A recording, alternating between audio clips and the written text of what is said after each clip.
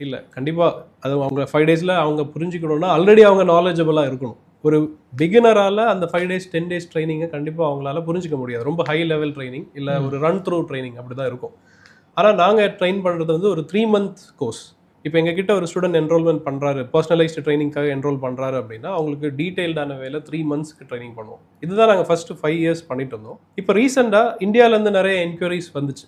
So அவங்களால அவ்வளோ afford பண்ண முடியாது அப்படிங்கிறனால, ஸோ கம்மியான ப்ரைஸ்க்காக நாங்க இந்தியன் ஸ்டூடண்ட்ஸ்க்காக பேட்ச் பேஸ் செஷன் வந்து ஸ்டார்ட் பண்ணோம்.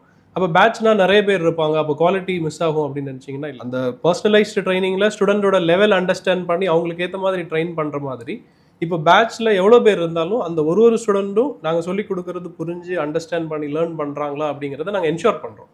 ஏன்னா எங்களோட வே ஆஃப் ட்ரெய்னிங் அப்படி இருக்கு. ஸோ நாங்க வந்து first hour theoretically plus practical demo குடுப்போம். செகண்ட் ஹார்ல அந்த ஸ்டூடண்ட்ட பிராக்டிஸ் பண்ண வைப்போம். அப்ப அந்த ஸ்டூடண்ட் அவங்களோட ஸ்க்ரீன்ல என்ன பண்றாங்கங்கிறத அவங்க எங்ககிட்ட அவுட்புட் சப்மிட் பண்ணணும். அப்படிதான் வந்து எங்களோட வே ஆஃப் ட்ரெய்னிங் இருக்கு.